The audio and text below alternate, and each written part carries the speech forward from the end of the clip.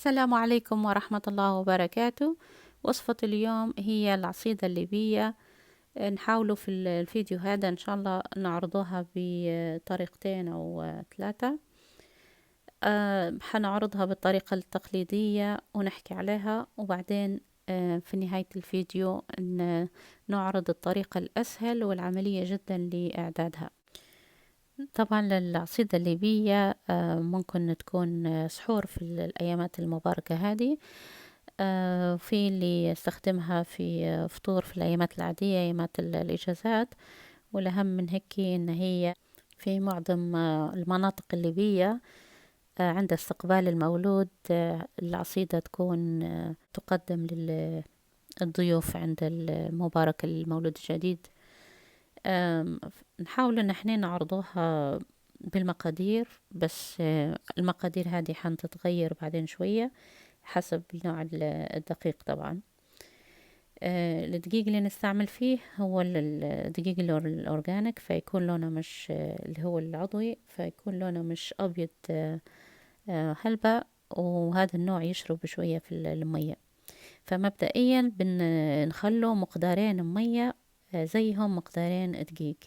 مش مهم يكونوا كوب ولا كوب ونص، المهم نفس اللي تكيلي بيه المية هو نفسه بيكون دقيق. طبعا معاهم الملح حسب الرغبة، ومعاهم الزيت يعني ملعقتين ثلاثة.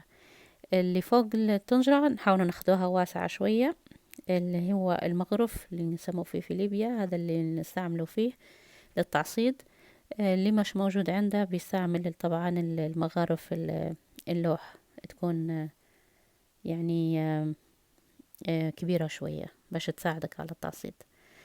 في البداية طبعا هي نحطوا المقدارين المية، هذه حتكون هي مجرد ان هي صحن واحد لأربع أشخاص يعني. ونحطوا معاهم الملح والزيت ونخلوهم لعند ما يطبخوا. طبعا المية اللي حطيناها مقدارين، نحاول ان احنا نحولوا منهم يعني ربع كوب صغيرة بعد ما تطبخ، وإلا يعني نضيفه بعدين عليها مية تكون سخونة.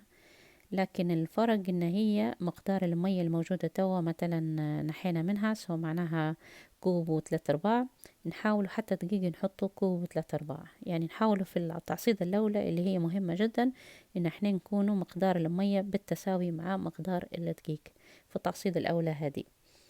طبعا الطريقة الاولى نحاول ان احنا نعصدوها على النار لان هي كمية صغيرة، فنحاول نعصدها بأي يعني لوح خشبية زي اللي موجودة بيدي، مش بالضرورة تكون مغرف. المغرف جبتها من ليبيا 15 سنة فاتت، بس الصراحة ما استعملتهاش إلا مرة واحدة يعني، فما كانش لها داعي. فعود خشب زي هذا اللي متعودين عليه في التطيب لمقدار صغير ينفع جدا يعني. فالمهم تكون تعصدي كويس. أهم حاجة إنك انتي ما تبداش فيها تكتلات. التعصيد الأولى مهمة جدا، إن هي لازم تنحي التكتلات الموجودة كلها، وتندمج الدقيق مع المية كويس. بعدين المية اللي حولناها هي هديك اللي بنطيبوا بها الدقيق باش يولي طايب، يعني ما يوجعش المعدة. سو نضيفوها المية هذه شوية، ونحاولوا ان هي لو شوية طبعا نقدر نضيفوا مية ساخنة من حتى شيشمة. المهم ان هي تغطي الخليط هو باش يطيب كويس. في طبعا الحركة هذه يديرها مرتين، وفي اللي ممكن يديرها 3 مرات. ففي الفيديو هذا واللي انا ندير فيه ان انا التعصيدة الاولى وهذه التعصيدة الثانية، وهيك تكون طايبة كويس. فزدت هنا المية نبيها تغطي الخليط كله. فهذه التعصيدة الثانية نحاول ان احنا نخلي المية تجف، ونحاول ان احنا نحركه باستمرار. وان كلمة عصيدة هي جاية من الحركة هذه، يعني نعصدوها كويس، يعني نخلطوا المزيج هذا ونجففه منه كويس. وبعد ما تكمل ناخدوا الصحن اللي بنقدمه فيه، نحطه فيه شوية زبدة، وبعدين نحطه فيه الخليط هذا معه. طبعا يا اما هي تكون زبدة وعسل، يا اما زيت زيتونة ورب. في المرة هذه حتكون زبدة وعسل. فنحاول ان احنا نخلوها بعد ما تطيب ان احنا ندوب الزبدة، تكون نوع اللي كويسة، مثلا زبدة حيواني ولا نوعية جيدة الافضل يعني. ندوباها في الاثناء هذه، وبعدين نكملوا باقي الخطوات. طبعا لما تشوفي ان هي شدت في الطنجرة شوية، هي حركة طبيعية. بعد ما تكملي مجرد انك انت تحطي المية في الطنجرة وبعدين تدوب، وسهل انك انت تغسليها. فنحطوا زي ما قلنا شوية زبدة، لان بنديرها بالزبدة وعسل تكون دايبة، ونحاول نحن نشكلوها زي ما تشوفوا في الفيديو. طبعا لان هي ممزوجة كويس، فمرنة جدا في اليد، بس سخونة. لو مش لابسة جوانتي حتكون حرارتها مباشرة على اليد يعني. فكل ما تحسي ان هي سخونة عادي، حطي ايدك في مية باردة، وبعدين كملي انك انتي تشكليها، والا استناها شوية لين تبرد. بس هي عادة يقدموها وهي سخونة، يعني بالذات في ايام الشتاء. فنحطوا نحاول احنا نشكلوا فتحة في الوسط باش نحطوا فيها يا اما العسل واما الرب، حسب العصيدة اللي متاعك. والملعقة اللي شكلنا بها هي نحاول نحن نغطسها في الزيت ولا الزبدة باش تساعدنا. وطبعا في اللي يسألوني في البازين يعني كيف ياكلوا فيه، هي نفس الطريقة هذه تتاكل. مجرد انك انت تاخذي من الحاشية وتحاولي انك انت تغمسيها يعني في الوسط. طبعا الطريقة التقليدية انك انت بالذات لما تاخدي يعني تعصدي كمية كبيرة، يعني كيلو او اكتر، تحاولي تاخدي يعني زاوية من البيت باش تقدري تتحكمي في الطنجرة اكتر.